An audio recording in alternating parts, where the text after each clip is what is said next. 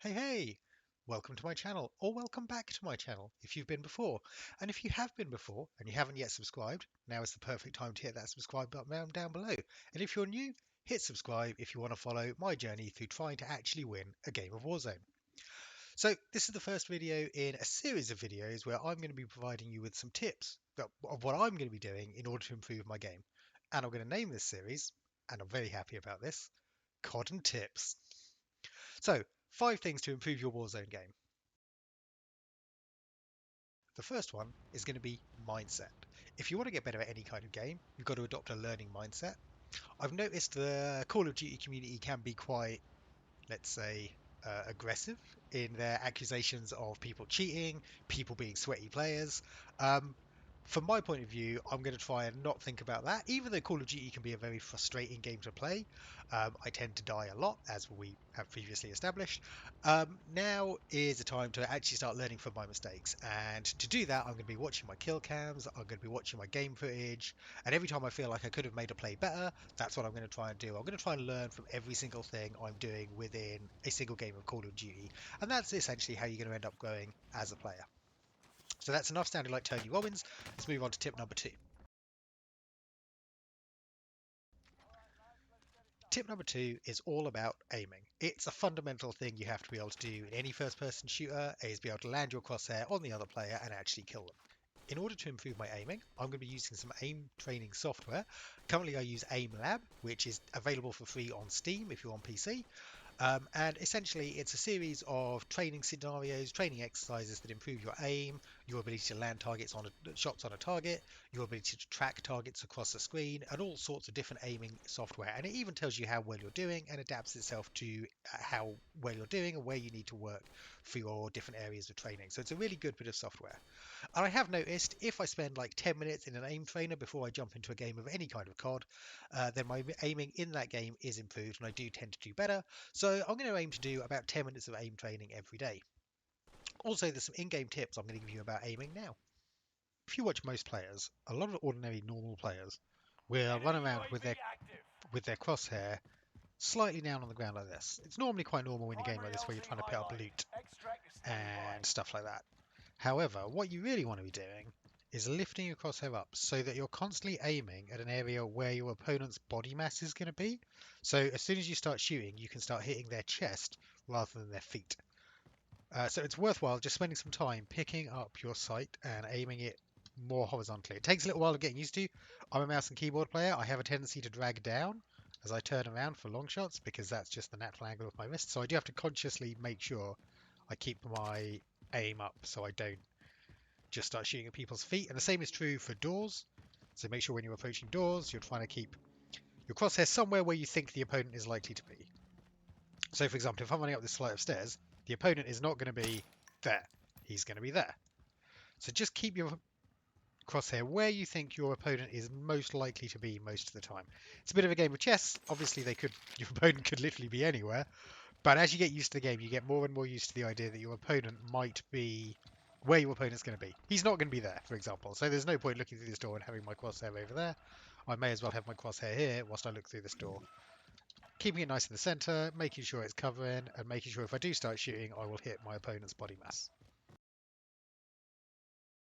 Thing I'm going to talk about is movement. Now, there's all sorts of different ways you can move in Call of Duty, from being a sniper and sitting on a roof not going anywhere to doing some crazy movement. There's a guy called Joe Woe. If you play Call of Duty, you may have heard of him. He's on YouTube. His footage is insane. He is considered the king of movement. That's kind of like the extreme end of movement. I don't think I'm ever going to be able to get to that level, but critically, it is important to learn how to move and how to move your guy around a map. So I'm going to be putting some effort into physically how I move, but also being more decisive about when and where I'm moving, because it's important to understand where you're going, both in the map on a general scale, but also from a blow-by-blow tactical scenario as to where you're going to be going. I'm going to just show you a few things about that now. So, movement. In game, one of the mechanics you can do is a thing called a slide. It looks like this. I mean, it's you sliding along the floor. It's not too hard to deal with. It makes you harder to hit, but one of the important things to do is make sure you're always sliding into cover, not out of cover. So, for example, if I'm going into this room, it's better to slide up to the doorway and check there's no one in it than sliding through the doorway and ending up right in the middle of the room where I could easily get shot by someone. So, important rule about sliding, slide up to your cover, but don't slide past your cover. I think there might be someone here. Oh, I don't have a heartbeat.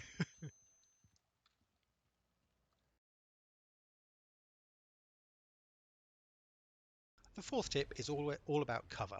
Always be thinking about cover. Whenever you're moving from any point to any other point on the map, always be thinking, if someone starts shooting me now, where am I going to go to hide from that person shooting me? Because in Call of Duty, the time to kill from the first bullet hitting you to you dying can be as low as half a second. So it's very important that as soon as you start being shot, you know exactly where you're going to go to get into cover.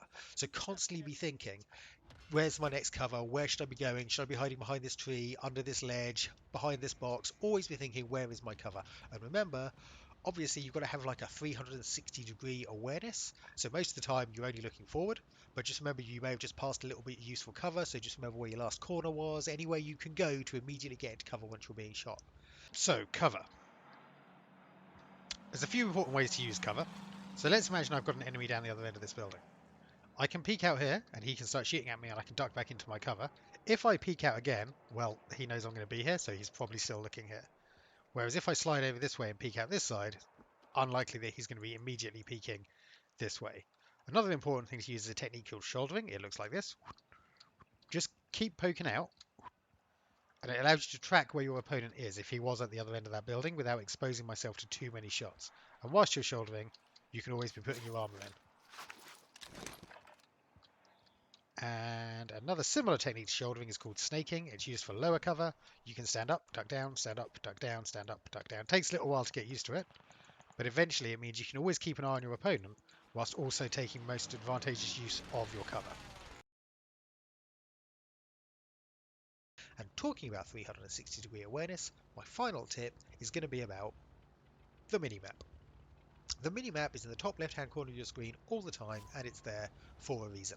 The main reason it's there is to give you a 360-degree understanding of your immediate situation awareness. So it covers, you're always in the center of the minimap, and it covers about 100 meters in every direction around you. And when players make sounds, like when they're shooting their guns, when they're calling in airstrikes, they do appear as a little red dot with a little hat on if they're on a higher elevation than you, or a little arrow below them if they're on a lower elevation. So it gives you a really good idea of where they are. Also, if you're playing as a team, it shows you where your teammates are, and that can give you an idea of where your enemies are, because if your teammate's there, then that's not where an enemy is, and if your teammate suddenly disappears, that could well be because they've just been killed by an enemy. So it's well worth using your minimap. And I did hear a statistic on YouTube, so it's definitely correct, that a professional player is using their minimap up to 40 times a minute. So they're constantly flicking their eyes up to that minimap just to get that extra bit of information. And in a game like Call of Duty, information is key, because if you know where your enemy is, then you can kill them. So I hope you found those tips useful. I hope you found this video very informative. If you've got any other tips you want to add down below, please drop a comment. If you've enjoyed this video, please give me a like. If you haven't yet subscribed, like you should have done at the start of the video, subscribe now, and I will see you next time.